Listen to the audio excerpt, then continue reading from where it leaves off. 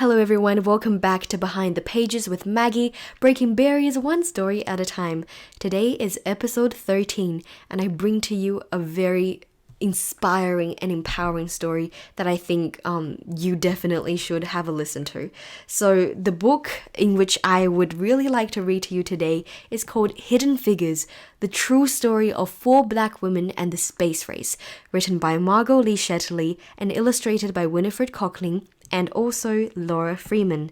Now, the reason why I have chosen this book is actually a few days ago I was watching the film again because this was actually portrayed in a film called Hidden Figures a few years back when it was first released, and I was once again just completely awestruck by the sheer determination and the pure genius these four women display despite living in a time of hatred and racial barriers and gender barriers. I mean, they're truly figures who have and will continue to empower and inspire young women like myself to reach for the stars and to never limit myself and to always just learn to never give up because of others' expectations. These ladies have definitely taught me that lesson. And of course, in this illustrated picture book edition, we together will explore the story of four female African-American mathematicians at NASA, known as colored computers, and of course how they overcame gender and racial barriers to succeed in a highly challenging STEM-based career. And of course, before we begin the story, a little bit of context wouldn't hurt. So here it goes. So Dorothy Vaughan, Mary Jackson, Katherine Johnson, and Christine Darden were good at math. Really good, in fact. And they participated in some of NASA's greatest successes, like providing the calculations for America's first journeys into space. And they did so during a time when being black and a woman limited what they could do. But they worked hard, and they persisted, and they used their genius minds to change the world. Well, I'm so excited for the story, so I think without further ado, let's begin the story. Dorothy Vaughan, Mary Jackson, Katherine Johnson, and Christine Darden were good at maths. Really good.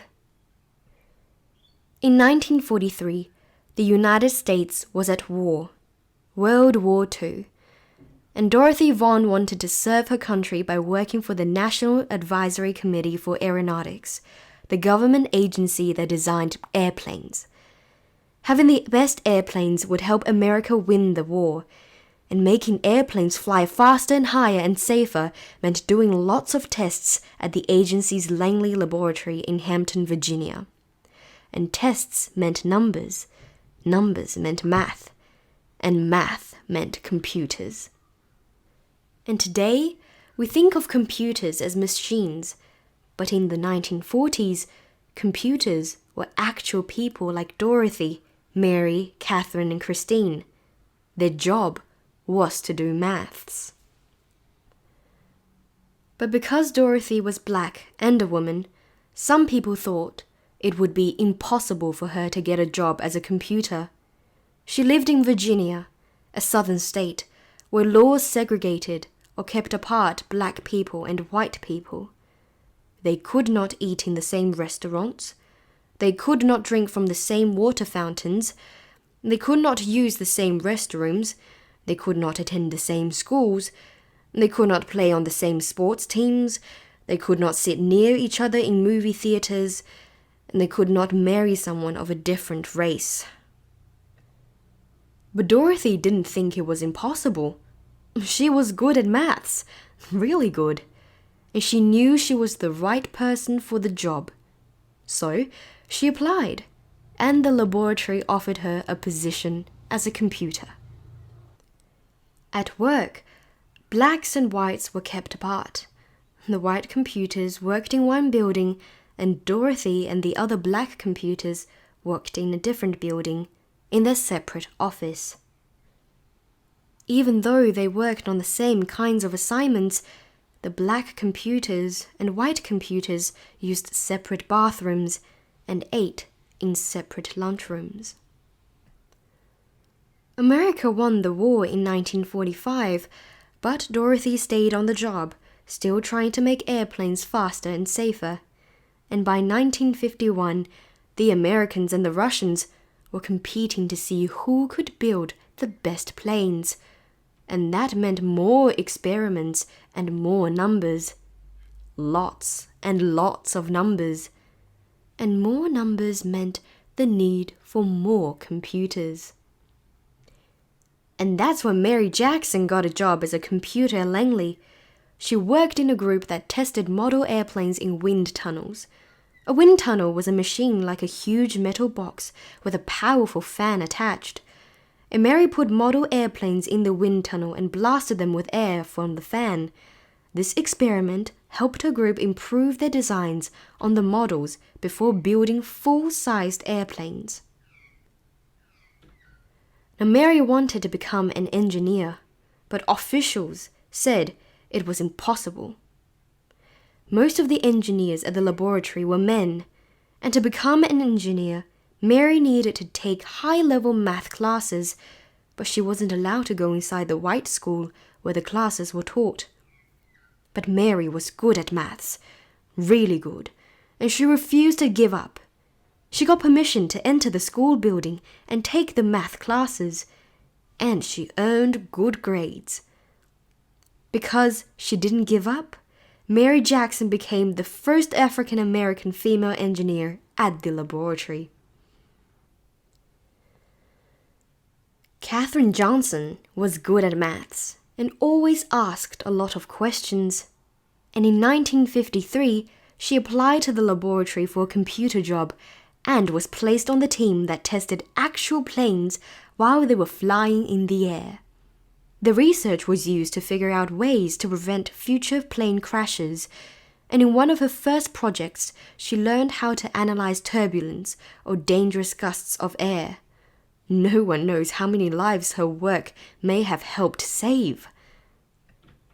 And Katherine wanted to help the group prepare its research reports, so she asked if she could go to meetings with the other experts on her team. Her boss told her it was impossible. Women aren't allowed to attend meetings, he said, but Katherine knew she was good at maths and just as good as anyone else, maybe better. So she asked him again and again and again. Now, Katherine asked her boss so many times that he finally invited her to the meetings. Katherine was good at maths, in fact, really good, and because she fought to be treated the same as the men, she became the first woman in her group to sign her name to one of the group's reports. In the 1950s, the Langley Laboratory brought a machine computer that could do math faster than human computers.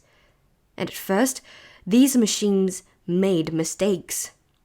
Now, Dorothy learned how to program the machines so that they got the right answers, and she taught the women in her group how to program the computers. In 1957, Russia launched a satellite known as Sputnik into orbit around the Earth.